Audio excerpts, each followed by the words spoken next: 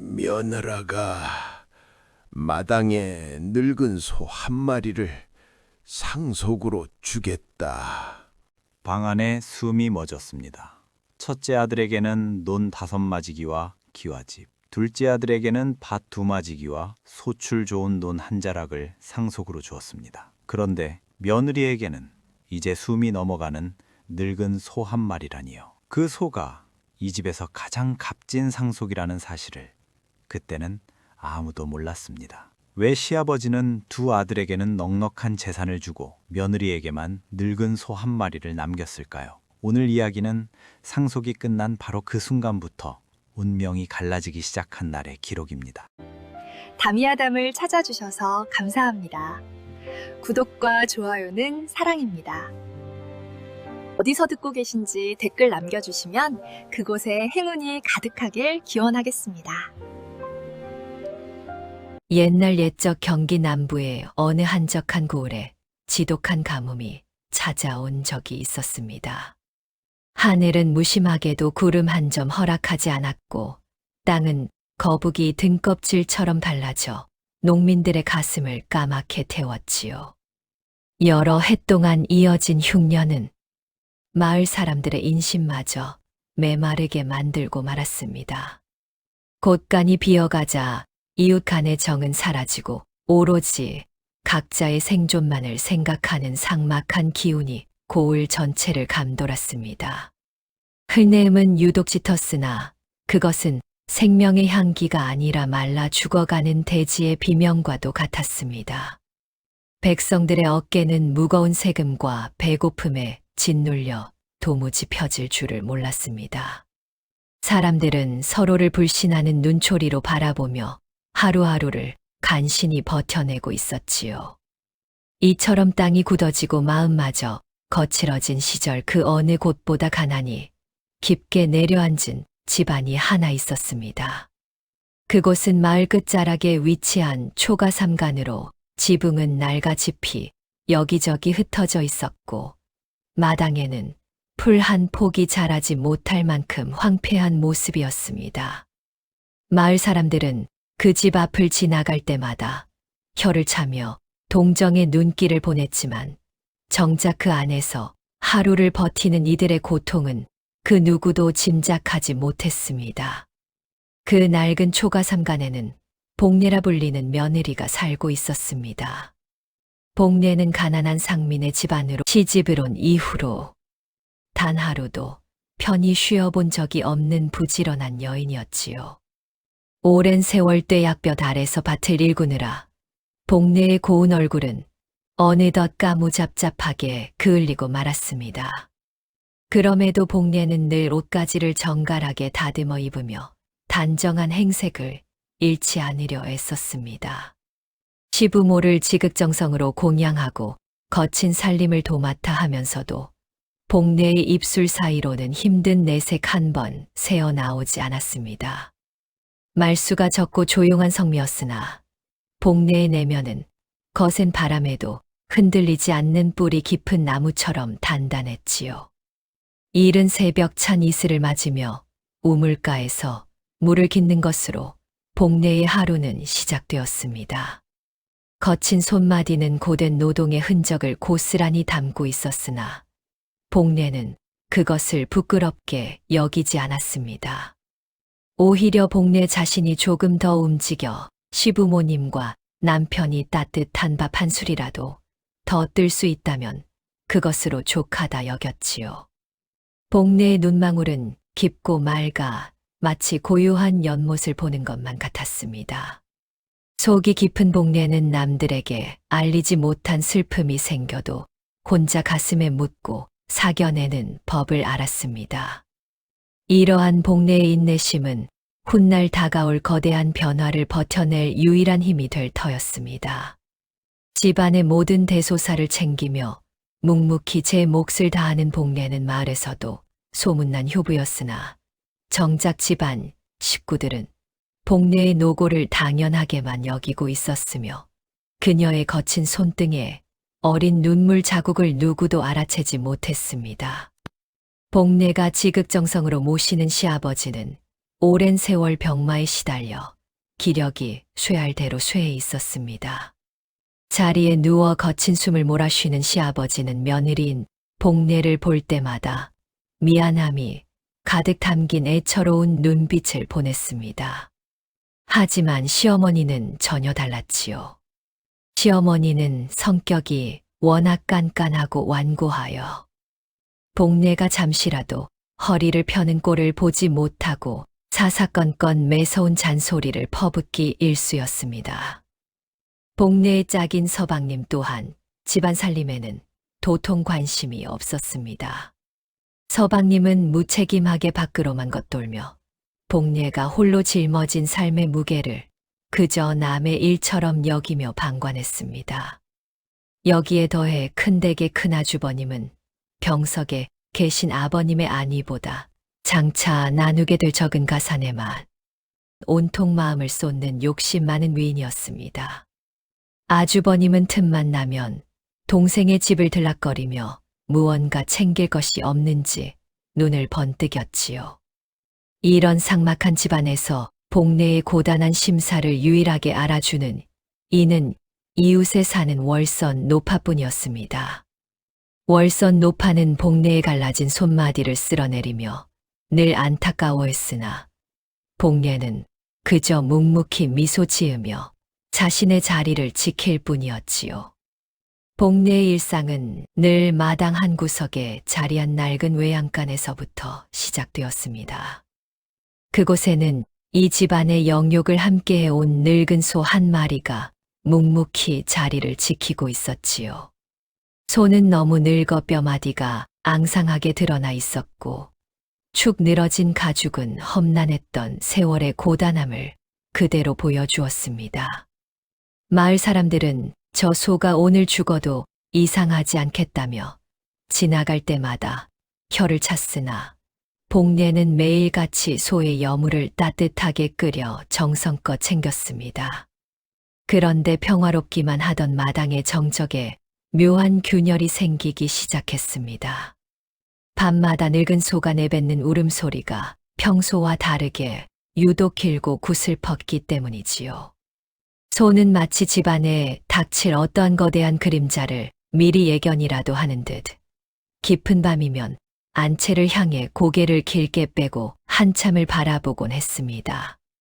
복례는 늦은 밤까지 길쌈을 하다가도 그 소리에 가슴이 철렁 내려앉아 마당으로 나오곤 했지요. 그러던 어느 날 안채에서 들려오는 시아버지의 기침 소리가 유독 거칠고 날카로워졌습니다. 방 안의 공기는 한낮임에도 차갑게 가라앉았고 복례의 마음속에는 설명하기 힘든 불길한 예감이 스며들었습니다. 외양간의 소 역시 그날따라 복례가 정성껏 준비한 여물을 단 한 입도 대지 않은 채 커다란 눈망울에 이슬 같은 눈물을 그득 머금고 있었습니다. 복례는 소의 거친 등을 어루만지며 나직하게 속삭였습니다. 황소야, 너도 아버님이 걱정되는 것이냐? 소는 대답 대신 복례의 가느다란 손등을 축축하게 핥았으나 그 혀의 온기가 평소보다 훨씬 뜨겁게 느껴졌습니다. 이는 앞으로 이 집안에 휘몰아칠 거센 풍파를 암시하는 고요하면서도 무거운 경고와도 같았지요. 시아버님의 병세가 깊어짐에 따라 마당에 감도는 정적은 점점 더 날카로운 칼날처럼 변해갔습니다. 시아버지의 병세는 결국 쾌차하지 못하고 임종의 순간을 맞이하게 되었습니다. 방 안에는 무거운 정적이 흘렀고 가느다란 촛불만이 흔들리며 꺼져가는 생명의 불꽃을 상징하는 듯했지요. 온 가족이 모인 자리에서 시아버지는 마지막 남은 기력을 한데 모아 자식들을 불러 앉혔습니다. 큰아주버님은 아버님의 유언이 떨어지기도 전에 어떤 논밭을 물려받을지 속으로 셈하며 욕심 가득한 눈을 번뜩였습니다. 시아버지는 가쁜 숨을 몰아쉬며 복례를 가까이 오라 손짓했습니다. 그러고는 평소 아끼던 마당의 늙은 소를 지목하며 낮은 목소리로 말씀하셨지요. 모든 집안의 살림과 전답은 장남인 큰아주버님에게 물려주되 저 늙은 소 한 마리만큼은 반드시 복내에게 따로 떼어주라는 것이었습니다. 이 뜻밖의 유언에 방 안의 공기는 순식간에 차갑게 얼어붙고 말았습니다. 복내는 무거운 상복 속에서 조용히 눈물을 삼키며 시아버지의 마지막 뜻을 정중히 받들었습니다. 큰아주버님은 늙은 소 한 마리 따위는 아무런 가치가 없다고 생각했기에 겉으로는 슬픈 척하면서도 속으로는 쾌재를 불렀지요. 하지만 복내의 마음속에는 시아버님이 왜 하필 죽어가는 소를 자신에게 남겼을지에 대한 무거운 의문이 자리 잡았습니다. 아버님의 마지막 눈빛에는 말로 다 표현하지 못한 깊은 당부가 서려 있었고, 복례는 그것을 가슴 깊이 새기며 다가올 앞날을 생각하니 가슴 한 구석이 아릿해졌습니다. 장례를 모두 마친 뒤 고을의 슬픈 곡소리가 잦아들기도 전에 큰아주버님은 기다렸다는 듯이 재산 분할에 나섰습니다. 큰아주버님은 장남이라는 지위를 내세워 기름진 논밭과 오두막집을 모두 자신의 몫으로 챙겼습니다. 복례와 서방님에게 남겨진 것은 오직 뼈만 남은 늙은 소 한 마리와 돌덩이가 가득한 작은 텃밭뿐이었지요. 서방님은 형님의 부당한 처사에 화가 났으나 워낙 기계가 부족한 성격이라 큰아주버님의 매서운 기세에 눌려 입만 벙긋거릴 뿐이었습니다. 복례는 그런 서방님을 대신하여 말없이 상속 문서에 도장을 찍으며 아버님의 유언을 묵묵히 따르기로 했습니다.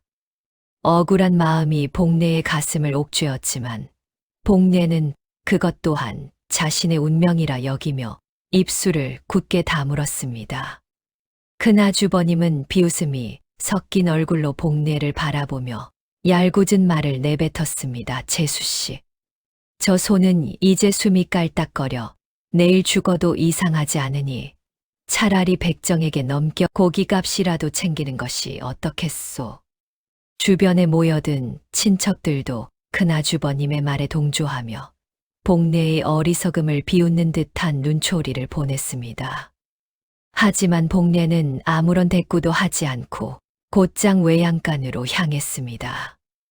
그곳에는 여전히 힘없는 모습으로 서 있는 늙은 소가 복례를 기다리고 있었지요.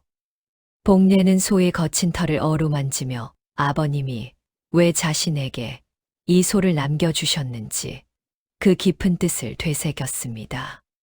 비록 남들은 쓸모없다 버리라 하는 늙은 소였으나 복례의 눈에는 소의 맑은 눈망울 속에 형언할 수 없는 깊은 슬픔과 희망이 동시에 서려 있는 듯 보였습니다. 상속의 결과는 초라하기 짝이 없었지만 복례는 이 소가 자신의 마지막 기둥이 되어줄 것임을 직감했습니다. 복례가 외양간으로 조심스럽게 발걸음을 옮기자 늙은 소는 마치 기다리고 있었다는 듯이 고개를 번쩍 들어 올렸습니다. 소의 눈망울은 낮에 보았던 것과는 확연히 달랐으며 밤의 달빛을 가득 머금어 신비로운 푸른 빛을 은은하게 내뿜고 있었지요. 복례는 소의 커다란 눈동자 속에 비친 자신의 모습을 보며 이 짐승이 단순한 가축이 아님을 직감했습니다. 소는 복례를 가만히 응시하더니 조용히 콧김을 내뿜으며 복례의 손등을 따뜻하게 적셨습니다. 그 콧김에서는 비릿한 짐승의 냄새가 아니라 비가 내린 뒤의 숲속에서나 맡을 수 있는 청량하고 맑은 흙내음이 배어 나왔습니다. 복례는 소의 젖은 코를 부드럽게 어루만지며 이름 모를 안도감을 느꼈습니다. 깊은 밤, 고요한 마당에 내려앉은 달빛은 외양간을 환하게 비추었습니다. 복례는 잠을 이루지 못하고 툇마루에 앉아 소의 움직임을 하나하나 관찰했지요. 소는 한참 동안 돌아가신 시아버님이 계시던 안채 쪽을 굽어보더니 이내 복례를 향해 천천히 고개를 끄덕였습니다. 그 몸짓은 마치 걱정하지 마라, 내가 너를 지켜주마라고 말하는 사람의 정중한 인사와도 같았습니다. 이 소는 생전에 시아버님이 그토록 아끼고 보살폈던 존재였습니다.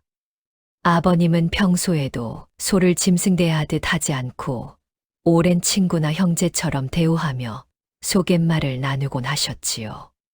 복례는 이제야 아버님이 왜 그 많은 재산 대신 이 보잘것없는 늙은 소를 자신에게 남겼는지 조금은 이해할 수 있을 것 같았습니다. 소의 정체는 세월에 찌든 늙은 짐승이 아니라 이 집안의 쇠락한 기운을 보듬고 복례의 앞날을 지탱해 줄 영물이었던 것입니다. 소의 눈빛은 세상의 모든 풍파를 다 겪은 노인의 것처럼 깊고도 인자했습니다. 복례는 소의 곁에 있으면 마음이 평온해지고 세상의 모진 핍박도 견뎌낼 수 있을 것 같은 용기를 얻었지요. 달빛 아래에서 둘만의 비밀스러운 교감이 이어지는 동안 외양간 주변의 공기는 묘하게 따뜻하게 변해갔습니다. 이것은 단순한 동행이 아니라 운명적인 만남이자 앞으로 펼쳐질 거대한 기적의 서막이었습니다. 계절은 어김없이 흘러 본격적인 농사철이 다가왔지만 복례의 형편은 날이 갈수록 참담해졌습니다. 곳간 바닥은 이미 긁힌 자국만 가득했고 당장 내일 끼니를 걱정해야 할 처지였지요. 시아버님의 장례를 치르느라 남은 엽전 몇 푼마저 바닥이 났으니 농사지을 씨앗 하나 구할 길이 막막했습니다. 서방님은 밖에서 술기운을 빌려 들어올 때마다 복례를 향해 소리를 질렀습니다. 부인 정신 좀 차리시오. 저 뼈만 남은 짐승을 붙들고 있다가 우리 식구 다 굶어 죽게 생겼단 말이오. 당장 시장에 내다 팔아쌀이라도 사옵시다. 서방님뿐만 아니라 마을 사람들조차 복례의 고집을 비웃었습니다. 지나가는 이마다 한마디씩 던졌지요. 에구, 저 효부 며느리가 소 때문에 제풀에 쓰러지겠어. 죽은 소 가죽이라도 팔아야 입에 풀칠이라도 하지. 하지만 복례는 흔들리지 않았습니다. 오히려 자신의 밥그릇에서 쌀알을 덜어내어 소의 여물을 끓이는데 보탰습니다. 며칠을 굶어 복례의 안색은 파리해졌으나 늙은 소에게 먹일 싱싱한 풀을 찾아 매일 같이 험한 뒷산을 올랐습니다. 가시덤불에 발목이 긁혀 선혈이 낭자하고 집신 밑창이 다 떨어져 나갔으나 복례는 아랑곳하지 않았습니다. 복례는 땀방울을 훔치며 생각했습니다. 아버님이 남기신 소중한 생명을 어찌 돈 몇 푼에 팔아넘길 수 있겠느냐는 마음이었지요. 소는 그런 복례의 노고를 다 안다는 듯 복례가 지쳐 돌아올 때마다 젖은 눈으로 복례의 거친 손을 정성스럽게 핥아 주었습니다. 그 따뜻한 혀의 감촉에 복례는 밀려오는 서러움을 꾹 누르며 다시금 마음을 다잡았습니다. 생명에 대한 무거운 책임감이 가난이라는 시련보다 더 깊게 복례의 가슴에 뿌리를 내리고 있었던 것이지요. 드디어 농사를 시작할 절기인 고구가 찾아왔습니다. 복례는 마을 사람들의 따가운 시선을 애써 외면하며 늙은 소의 고삐를 잡고 돌덩이가 가득한 자신의 텃밭으로 향했습니다. 마을 사람들은 두개 모여 앉아 복례의 모습을 보며 비아냥거렸지요. 세상에나 저런 다 죽어가는 짐승으로 밭을 갈겠다고 나서는 꼴 좀 보게나. 며느리가 효심은 깊을지 몰라도 참으로 미련하기 짝이 없구먼. 서방님조차 부끄러운 듯 혀를 차며 고개를 돌려버렸습니다. 하지만 복례는 흔들리지 않고 소의 귓가에 대고 나직이 속삭였습니다. 황소야, 우리 아버님을 생각해서라도 한 번만 힘을 내주렴. 너와 나만이 아버님의 유지를 이을 수 있단다. 그 간곡한 부탁이 소의 귀에 닿은 순간 믿기지 않는 기적 같은 광경이 펼쳐졌습니다. 힘없이 축 늘어져 있던 소의 전신이 부르르 떨리더니 가느다란 다리에 성난 파도와 같은 근육이 솟구쳐 올랐습니다. 소가 무거운 발길을 한 번 내디딜 때마다 수년 동안 메말라 돌덩이처럼 굳어있던 땅이 마치 갓 구운 떡처럼 부드럽게 갈라지며 진한 흙내음을 토해냈습니다. 더욱 신기한 것은 소가 쟁기를 끌고 지나간 자리에 따스한 아지랑이가 피어오르더니 땅속 깊은 곳에서 맑은 물이 솟구쳐 나와 마른 흙을 촉촉하게 적시는 것이 아니겠습니까? 복례는 눈앞의 광경이 꿈인가 싶어 쟁기를 잡은 채 털썩 주저앉아 눈물을 펑펑 쏟았습니다. 서방님은 제 눈을 의심하며 소의 주변을 맴돌았고 비웃던 마을 사람들은 귀신에 홀린 듯 일제히 침묵을 지켰습니다. 이 늙은 소는 단순한 짐승이 아니라 아버님의 덕을 입어 땅의 기운을 다스리는 영물임이 만천하에 드러난 셈이지요. 복례는 소의 젖은 등을 어루만지며 아버님이 왜 그토록 이 소를 아끼셨는지, 그리고 왜 자신에게 이 소를 상속하셨는지 그 깊은 속뜻을 온몸으로 느꼈습니다. 이 기적 같은 첫 반전은 순식간에 고을 전체로 파다하게 퍼져나갔습니다. 하지만 기쁨도 잠시, 이 소식은 곧 탐욕의 눈이 먼 큰아주버님의 귀에까지 들어가고 말았습니다. 큰아주버님은 소식을 듣자마자 눈을 번뜩이며 무언가 음흉한 계획을 세우기 시작했지요. 복례에게 닥칠 새로운 위기의 그림자가 이제 막 생기를 되찾은 풍요로운 텃밭 위로 짙게 들이우기 시작한 것입니다. 텃밭이 생기로 가득 차오르자 복례와 늙은 소 사이의 유대는 그 무엇보다 두텁고 단단해졌습니다. 이제 소는 복례의 나직한 발자국 소리만 들어도 커다란 귀를 쫑긋 세우며 반가움을 표시했고, 복례 또한 소의 깊은 눈망울만 보아도 그날의 기분과 몸 상태를 단박에 알아차릴 수 있게 되었지요. 복례에게 이 소는 더 이상 짐승이 아니라 고단한 삶을 함께 헤쳐나가는 유일한 동반자이자 마음을 터놓을 수 있는 것이었습니다. 고된 일과가 끝나고 사위에 어둠이 내려앉으면 복례는 어김없이 외양간으로 향했습니다. 은은한 달빛이 지붕을 타고 내려와 소의 등을 비추면 복례는 정성스럽게 빗질을 해주며 그날의 고충을 소담하게 털어놓았습니다. 소는 복례의 이야기를 다 알아듣는다는 듯 조용히 되새김질을 하며 복례의 어깨에 머리를 기대어 왔는데, 그 묵직한 무게감은 복례가 세상에서 받는 서러움을 잊게 해주는 커다란 위안이 되었습니다. 그러나 집안에서의 외로움은 여전했습니다. 기적 같은 농사일을 눈으로 보고도 서방님은 여전히 밖으로만 돌며 집안 살림을 복례의 어깨에만 지워두었지요. 가끔 집에 돌아와서도 텃밭의 성과가 오로지 소의 영험함 때문이라며 복례의 땀방울을 깎아내리기 일쑤였습니다. 서방님은 아내의 거칠어진 손마디를 단 한 번도 따뜻하게 잡아주지 않았고, 오히려 복례가 소를 너무 끔찍이 아낀다며 핀잔을 주기도 했습니다. 복례는 그런 서방님에게 서운함을 느끼면서도 묵묵히 제 할 일을 다하며 내적인 강인함을 키워나갔습니다. 집안의 모든 책임을 홀로 짊어진 복례에게 외양간은 유일하게 숨을 쉴 수 있는 도피처이자 안식처였습니다. 소는 복례가 눈물을 보일 때마다 커다란 혀로 복례의 뺨을 조심스럽게 닦아주었는데, 그럴 때마다 복례는 다시 일어설 수 있는 용기를 얻곤 했습니다. 이처럼 여인과 짐승 사이에 흐르는 정서적인 교감은 사람 사이의 신뢰보다 더욱 깊고 숭고하게 변해갔습니다. 복례는 이제 소를 위해 가장 신선한 풀을 구하고 가장 맑은 물을 떠다 바치는 일을 자신의 가장 큰 기쁨으로 여겼지요. 둘의 관계가 깊어질수록 텃밭의 작물들은 더욱 푸르게 자라났고, 마을 사람들은 이들의 신비로운 조화를 경이로운 시선으로 지켜보았습니다.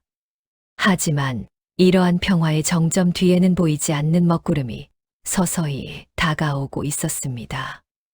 복내가 소에게 쏟는 지극한 정성이 깊어질수록 이를 시기하고 질투하는 이들의 시선 또한 날카로워졌기 때문입니다.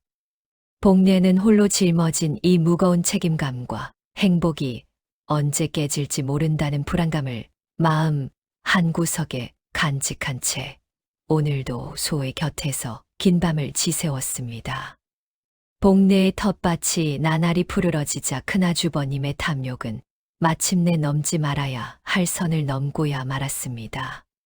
큰아주버님은 장남인 자신이 비루한 동생 내외보다 가난하게 지내는 것을 도저히 참을 수 없었지요.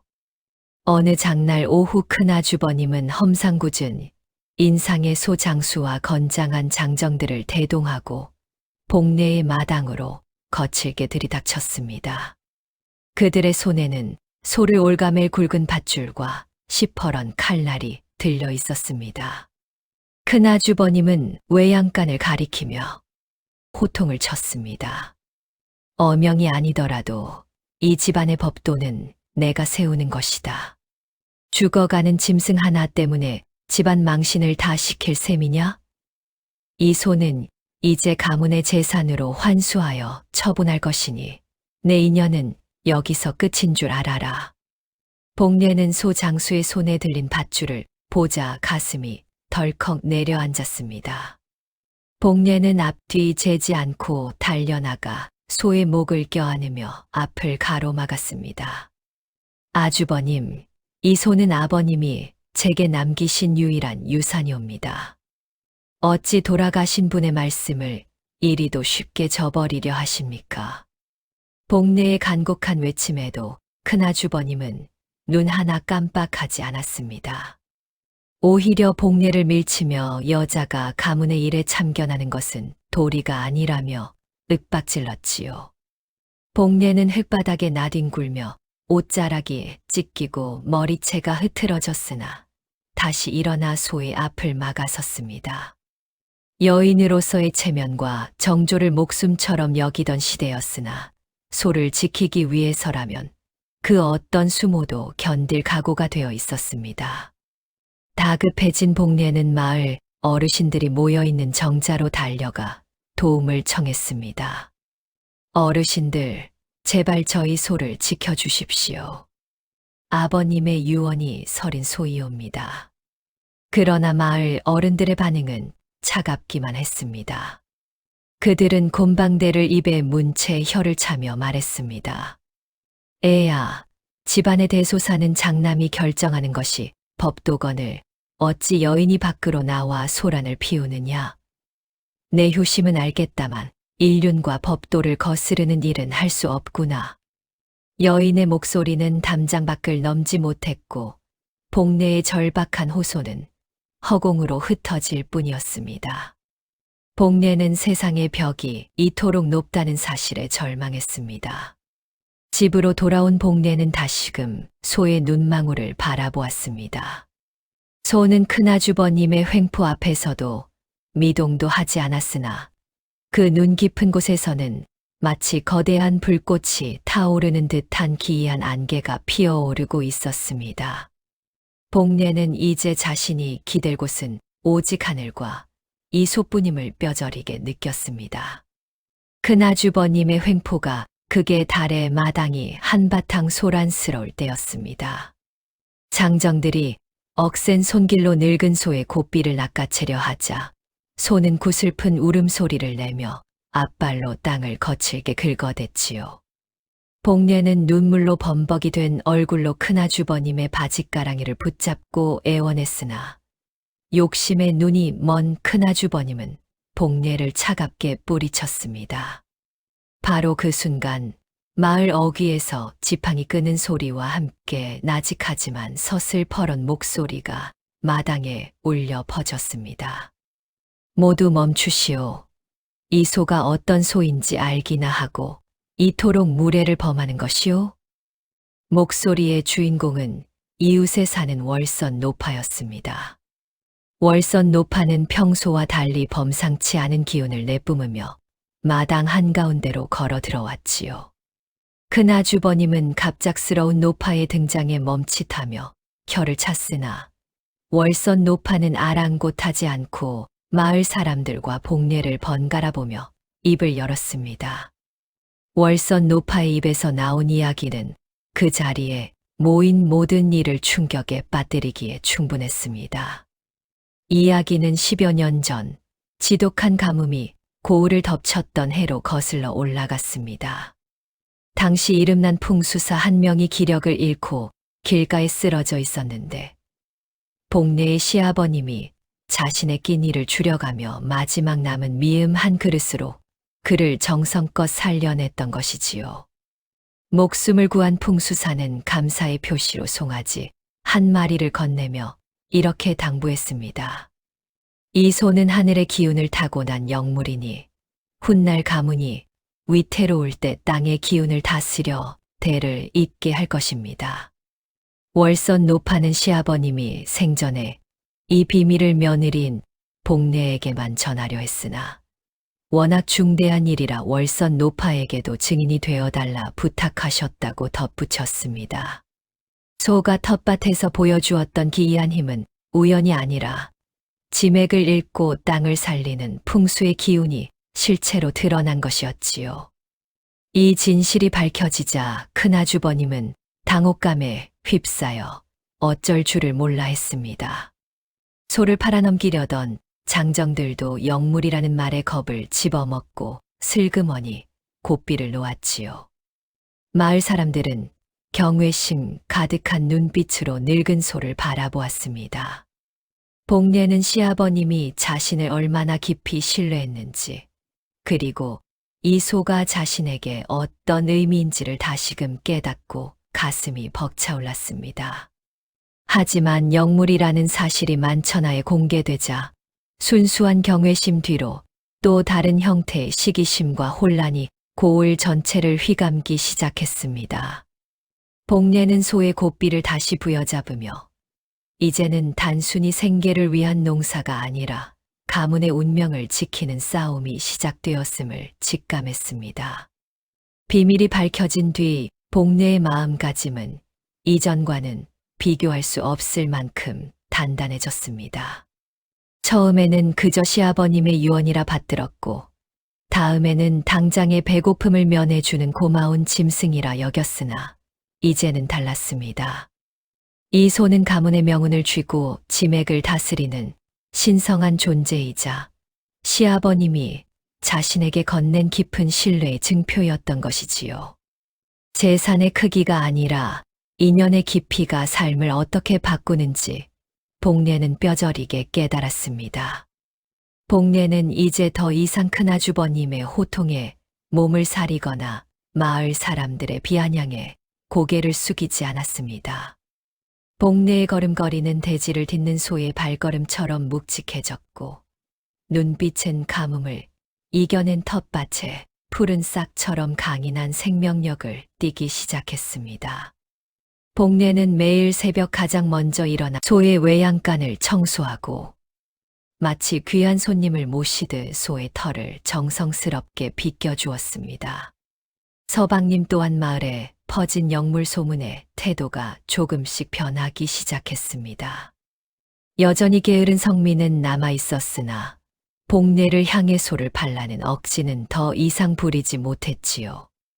오히려 마을 사람들이 소의 영험함을 묻기 위해 집 주변을 서성일 때면 은근히 어깨를 으쓱하며 복례의 눈치를 살피기도 했습니다. 복례는 그런 남편의 변화를 보며 쓴웃음을 지었지만 한편으로는 집안에 흐르던 차가운 기운이 조금씩 거치는 것을 느꼈습니다.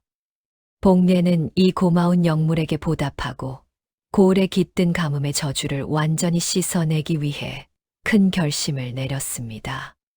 그것은 바로 정성을 다해 마을굿을 준비하는 것이었지요. 무당을 불러 화려하게 치르는 판이 아니라 소와 땅의 기운을 위로하고 감사를 전하는 진심 어린 의식이었습니다. 복례는 정성껏 빚은 술과 떡을 준비하며 소의 고삐를 고쳐 잡았습니다.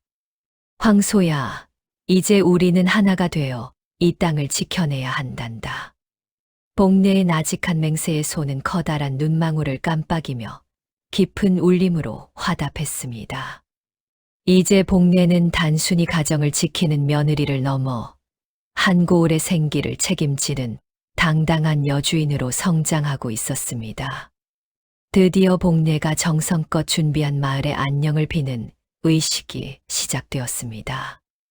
마당에는 정갈하게 차려진 제상 위로 하얀 쌀밥과 맑은 술이 올려졌고 마을 사람들은 저마다의 소망을 품은 채 숨을 죽이며 영물소의 움직임을 지켜보았지요.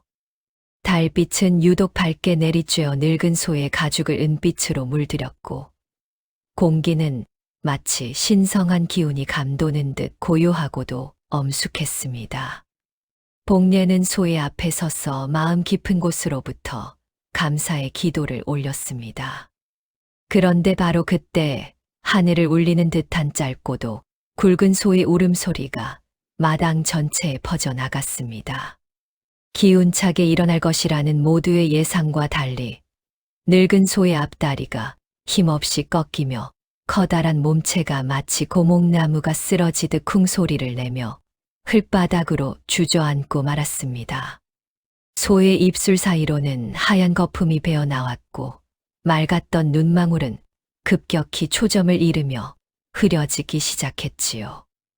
복례는 비명을 지르며 소에게 달려가 그 차가워진 머리를 자신의 무릎 위에 올렸습니다.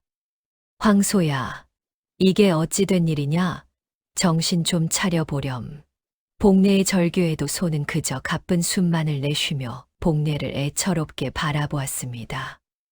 마을 사람들은 소가 죽어간다며 웅성거렸고 큰아주버님은 역시 요물이라며 재수 없는 일이 터졌다고 혀를 찼습니다.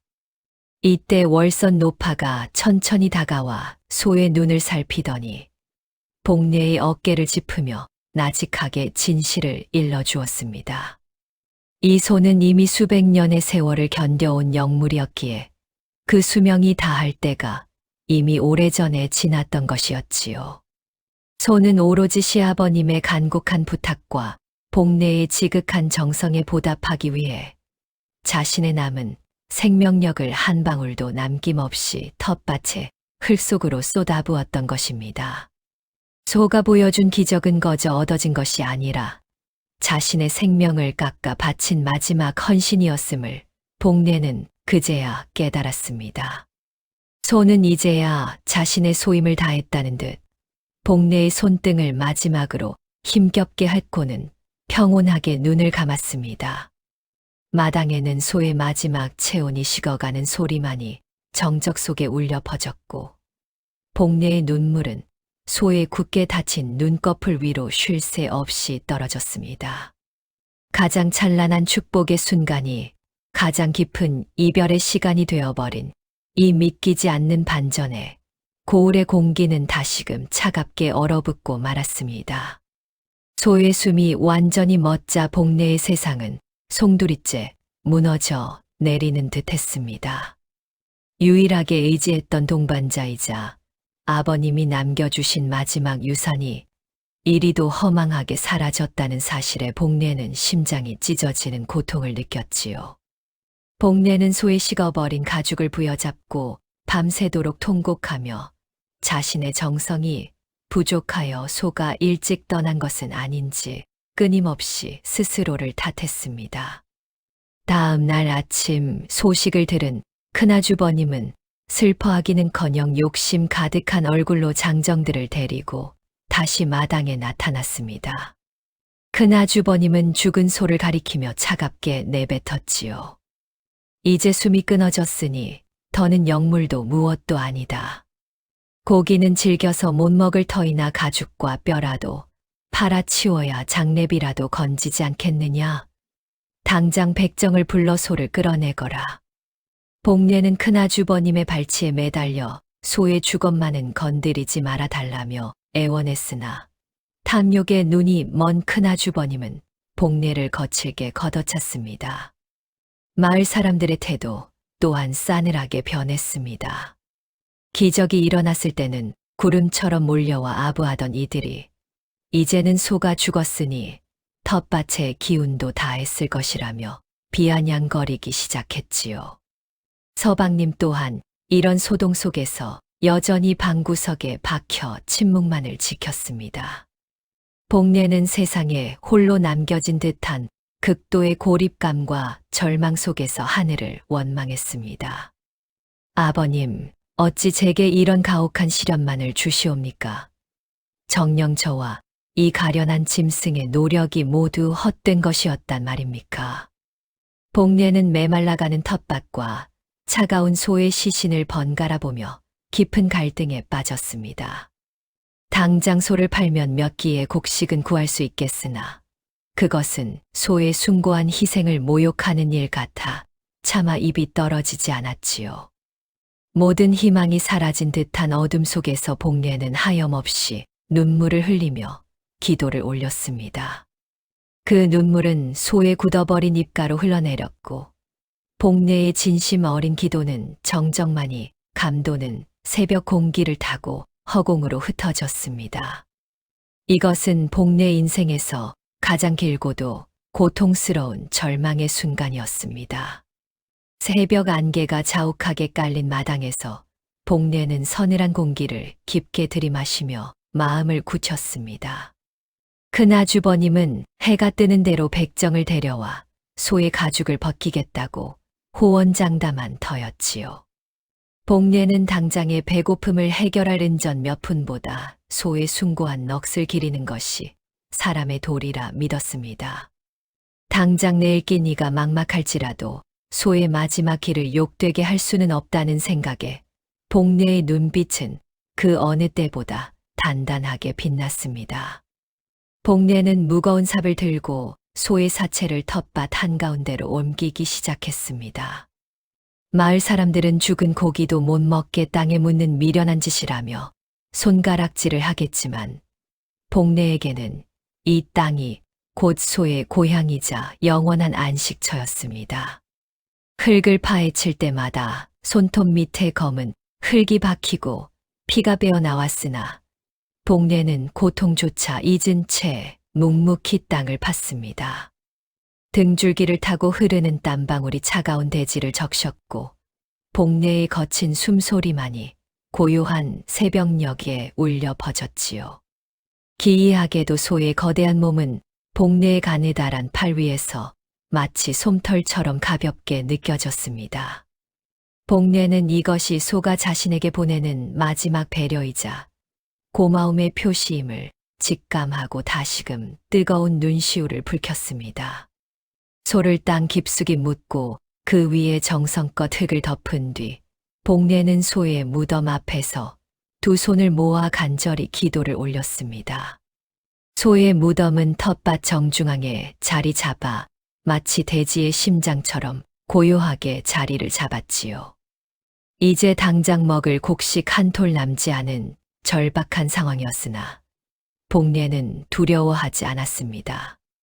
복례는 소를 묻은 그 자리에서부터 다시 농사를 시작하기로 결심하고 마른 흙 위에 씨앗을 뿌렸습니다.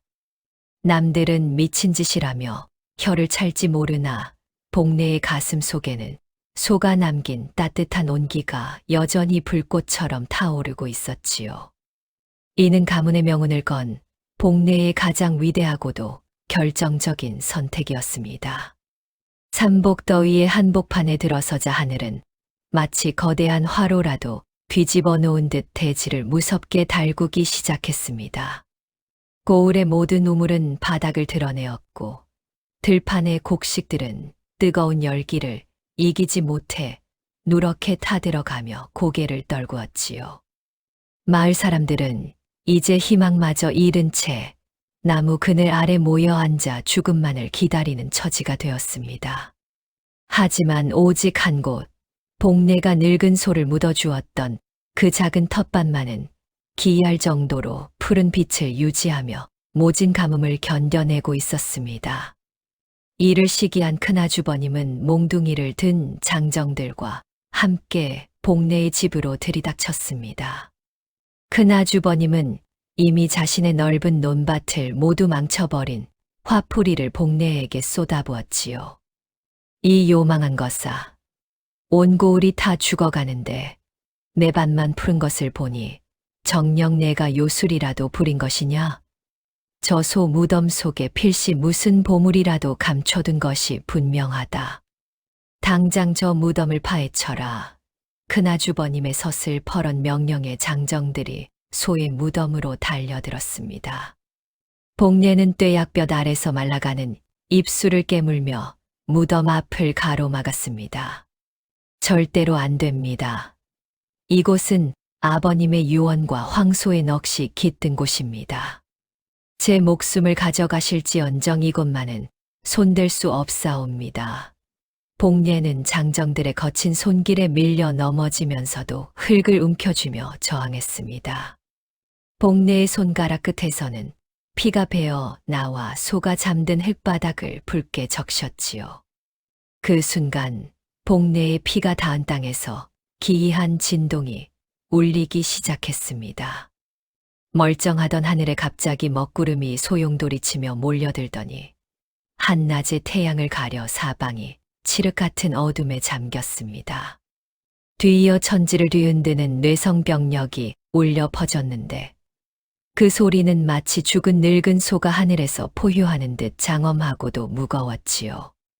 큰아주버님과 장정들은 겁에 질려 몽둥이를 내던지고 땅에 엎드렸습니다. 곧이어 구멍이라도 뚫린 듯 장대비가 쏟아지기 시작했는데 신기하게도 그 비는 고을 전체가 아니라 복례의 텃밭과 소의 무덤 위로만 집중적으로 퍼부었습니다. 복례는 빗속에서 하늘을 향해 두 팔을 벌렸습니다. 시원한 빗줄기가 복례의 해쓱한 얼굴을 타고 흘러내렸고 갈라졌던 대지는 갈증을 해소하듯 빗물을 꿀꺽꿀꺽 들이켰습니다. 소의 무덤 주변에서 솟구친 맑은 기운은 안개처럼 피어나 텃밭 전체를 휘감았으며 비바람에 흔들리던 곡식들은 순식간에 줄기가 굵어지고 잎이 넓어지며 생명력을 내뿜었지요. 그것은 단순한 비가 아니라 소의 희생과 복례의 정성이 만들어낸 천지신명의 응답이었습니다. 쏟아지는 비를 맞으며 복례는 대지와 하나가 된 듯한 기분을 느꼈습니다. 텃밭의 흙은 이제 황금빛 기운을 머금은 채 부드럽게 출렁였고 죽어가는 듯했던 작물들은 보란듯이 알곡을 맺기 시작했습니다. 자연의 가혹한 시련 앞에서 인간의 진심이 승리를 거두는 경이로운 순간이었지요. 복례는 빗물과 눈물이 뒤섞인 얼굴로 소가 잠든 땅을 어루만지며 속삭였습니다. 고맙다, 황소야. 내가 정녕 우리를 살리는구나. 이 찬란한 기적 앞에 큰아주버님은 아무런 말도 하지 못한 채 망연자실하게 그 광경을 지켜볼 뿐이었습니다.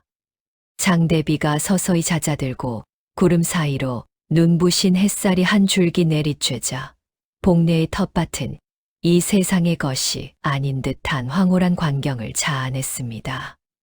빗물을 듬뿍 머금은 흙은 마치 검은 보석을 깔아놓은 듯 은은하게 빛났고 그 위로 돋아난 곡식들은 순식간에 어른 허리춤까지 자라나 찬란한 황금빛 물결을 이루었지요.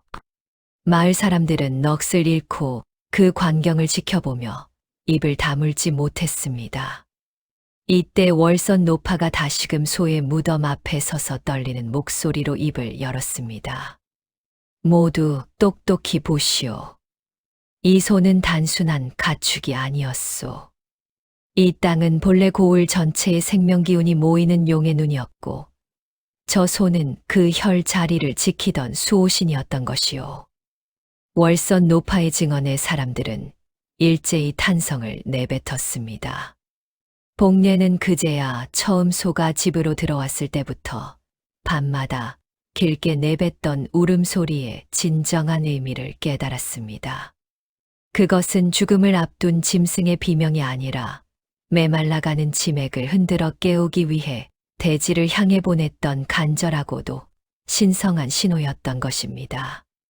복례가 집안의 핍박 속에서도 소를 팔지 않고 끝까지 돌본 정성, 그리고 소가 죽은 뒤에도 가죽을 탐하지 않고 흘 속에 묻어준 그 결정적 선택이 마침내 닫혀있던 혈자리를 완전히 열어젖힌 셈이지요.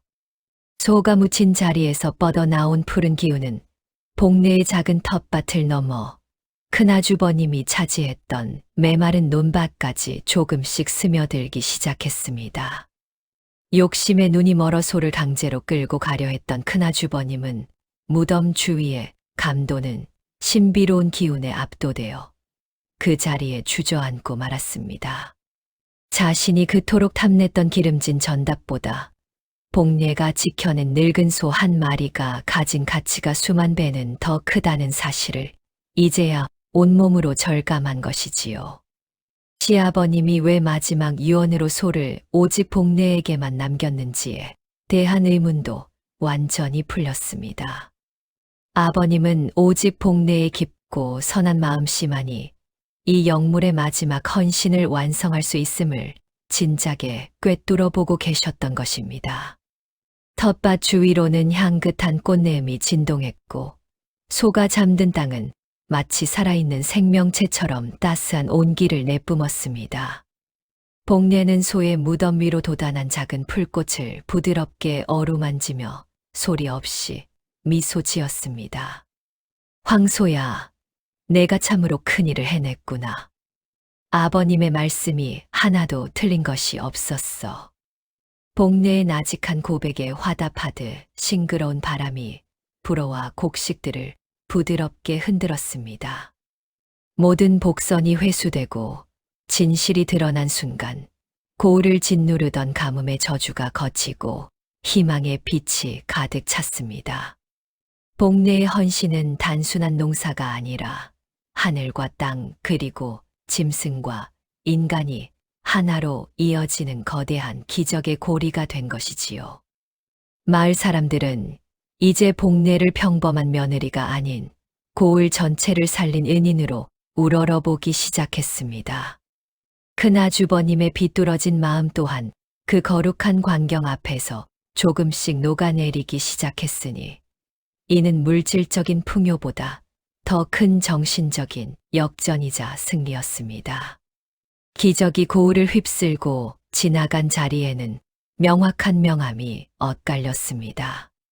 복례의 작은 텃밭은 날이 갈수록 곡식이 넘쳐나 절로 배가 부를 지경이었으나 욕심을 부려 비옥한 땅을 독차지했던 큰아주버님의 논밭은 마치 저주라도 내린 듯 소금밭처럼 하얗게 변해버렸지요. 큰아주버님은 자신의 논에 물을 대기 위해 밤낮으로 삽을 들고 뛰었으나 신기하게도 그가 파는 곳마다 물길이 막히거나 흙탕물만 솟구칠 뿐이었습니다.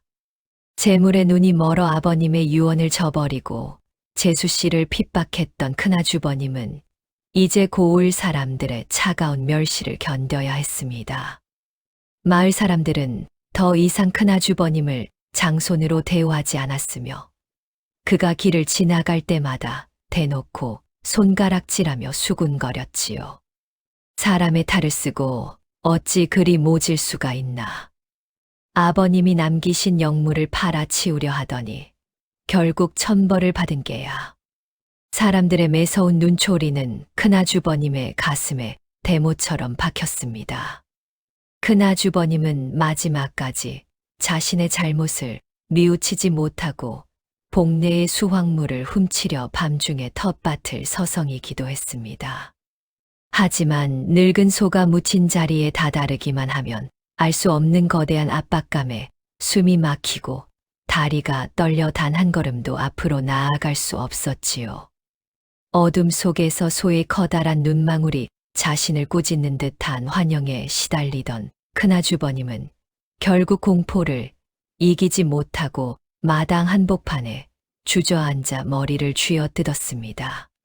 가진 재산은 많았으나 그 속은 텅 빈 껍데기와 같았던 큰아주버님은 결국 식구들에게조차 외면받는 처지가 되었습니다.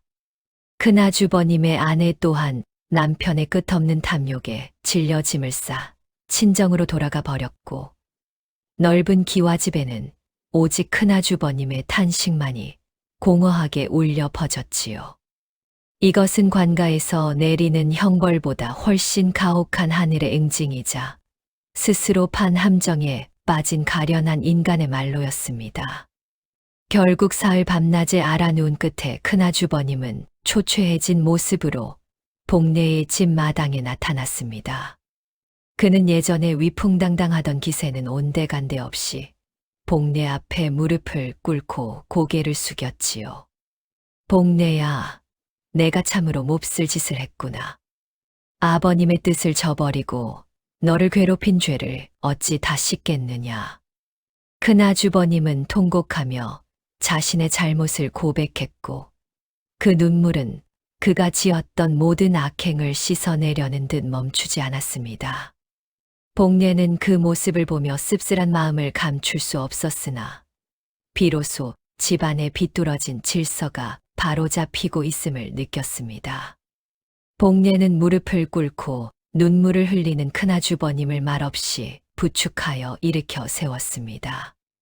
복례의 마음에는 이미 원망이나 미움보다는 시아버님이 남기신 깊은 뜻을 온전히 지켜냈다는 안도감이 더 크게 자리 잡고 있었지요. 복례는 창고에 가득 쌓인 황금빛 곡식을 꺼내어 큰아주버님뿐만 아니라 굶주림에 허덕이던 마을 사람들에게도 아낌없이 나누어 주었습니다. 이는 단순히 곡식을 나누는 것이 아니라 가뭄으로 메말랐던 사람들의 인심에 다시금 따뜻한 정을 심어주는 고귀한 나눔이었습니다.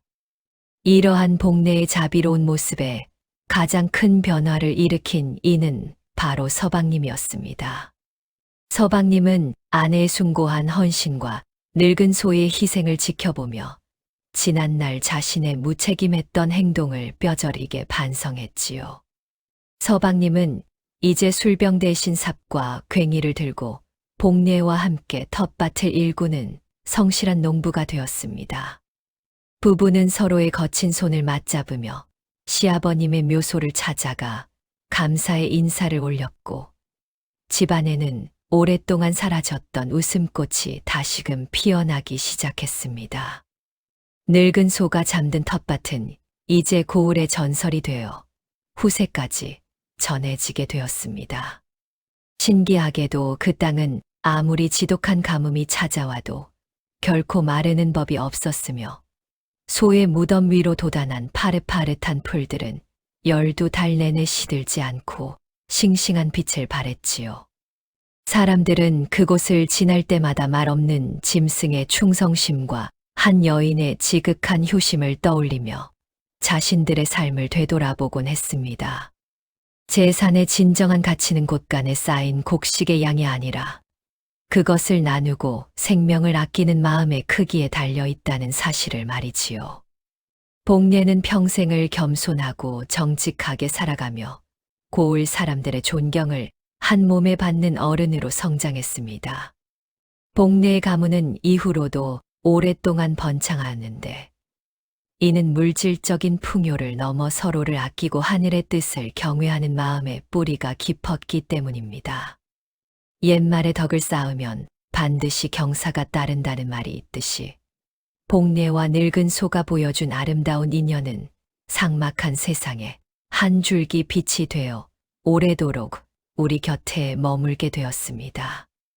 오늘 이야기를 통해 우리는 진정한 재산이란 눈에 보이는 금전이 아니라 생명을 귀하게 여기고 신의를 지키는 마음이라는 소중한 가르침을 얻었습니다.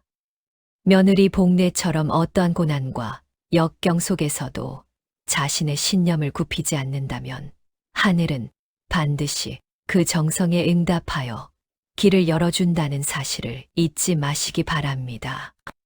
다음 영상을 빠르게 만나보시려면 좋아요와 구독을 눌러주세요. 그럼 더 재미있는 영상으로 찾아뵙겠습니다. 모두 행복한 하루 보내세요.